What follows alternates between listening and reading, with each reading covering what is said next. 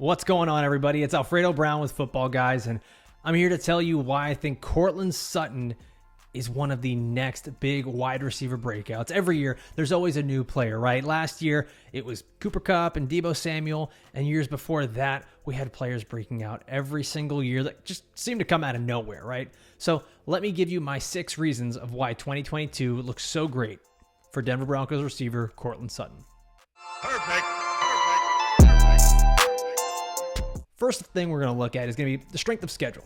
Now, that's not the stickiest thing, right? Strength of schedule kind of changes as defenses change and players get injured, and it never goes as expected, right? But at least for now, the Denver Broncos have the easiest fantasy strength of schedule for wide receivers based on the 2021 statistics. Now, while strength of schedule, like I mentioned, does change, it does give some hope and a pretty good baseline as to what we can expect for these Denver Broncos receivers, not just Courtland Sutton.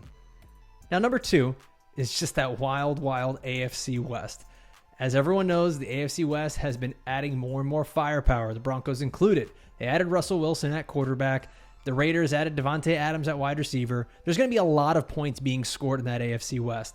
And let's just take a look at some of the other teams that I didn't even mention. The Chiefs and Chargers, I didn't say them, and they've already got 2 of the best quarterbacks in the game. So you can imagine there's going to be a lot of high-scoring shootouts leading to a lot of passing. Not what we're used to seeing from Russ, but we could see that deep ball and the volume of more passing go hand in hand for the Denver Broncos in 2022. Now, the third reason, Courtland Sutton's finally healthy.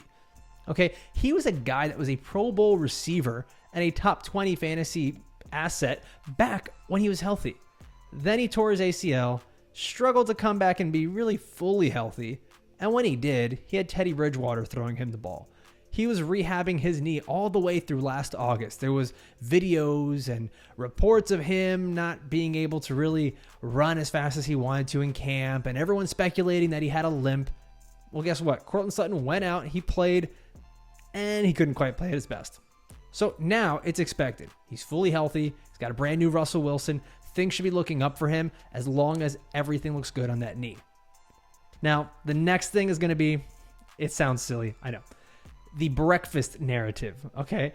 This is one of those things, and it was stupid, to be quite honest, but it became the hottest topic in the NFL last year, and that was the Rams' dynamic duo of Matthew Stafford and Cooper Kupp, reportedly eating breakfast together every day to build that synergy and get that camaraderie, chemistry, whatever other fun team-building words you want to use. But Stafford and Kupp, they went on to have great on-field success, and now every fantasy manager out there is looking for who's going to be the next breakout breakfast club narrative guys. That's weird to say, but yeah.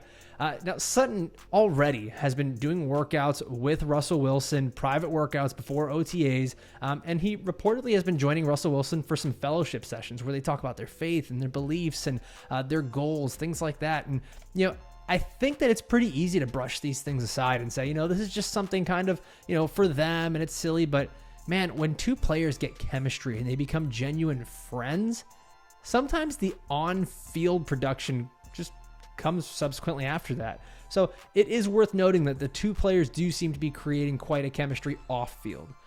Now, for Sutton himself, he's an incredible talent. All right, he's a big play waiting to happen. Sutton has never had a season where, unfortunately, he's never caught more than 72 receptions. It's wild, but it's true. He's typically been a yards guy who makes big chunk plays, average volume, and a low-scoring offense. That's what the Denver Broncos have always been. Now, in his career, though, Courtland Sutton has averaged over 15 yards per catch. Okay, 15.2 to be exact. To give you some context, only 3 of the top 24 fantasy receivers last year had a better average yards per catch, and that was just for one season. We're not even talking about people doing it for their career.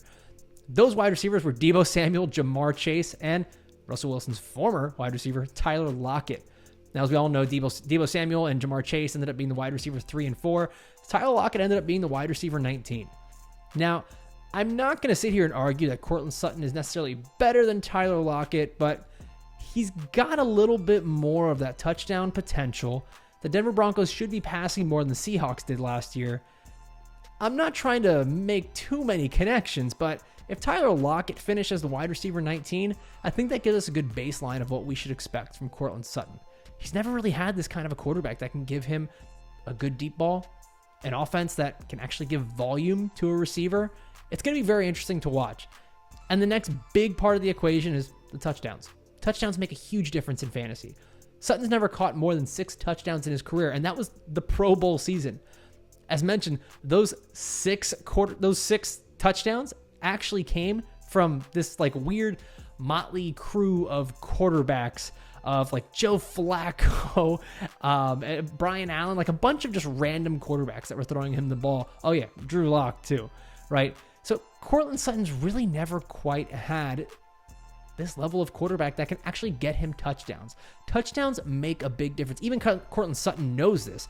He knows there's going to be a big difference because he even talks about this, and he's quoted as saying, being a bigger receiver, knowing that Russ has had DK and other big receivers, I'm excited. I've seen him throw the back shoulder fades. I've seen him throw the red zone fades. I've seen him make those throws, and I am so anxious to have those opportunities. I've seen what I needed to see. Courtland Sutton seeing it. He's got his new quarterback, and he's got all the tools to be a top flight fantasy wide receiver. Now, it's evident he's got the skills. Now, he's going to be sharing targets with Jerry Jeudy, Tim Patrick, and others, but his fantasy ADP, it was great. It's starting to go up. He's at wide receiver 17 now. But like I mentioned, Tyler Lockett was the wide receiver 19 last year with Russell Wilson. So you're basically, in my eyes right now, kind of buying Courtland Sutton at what his floor should be, that wide receiver 17, wide receiver 19 floor. Now, over the last 2 seasons, Russell Wilson's leading receiver in Seattle, even with that run-heavy approach, DK Metcalf finished as the wide receiver 7 in 2020 and wide receiver 10 in 2021. So we do understand that Courtland Sutton has a pretty high ceiling. I'm not suggesting that he's DK Metcalf, but I am suggesting that he's got a very, very similar set of skills that could make him a top 10 wide receiver in 2022. For more videos like this and articles and all my information on Courtland Sutton, head on over to footballguys.com and make sure to subscribe to the channel that you're watching right now and check out more of our videos.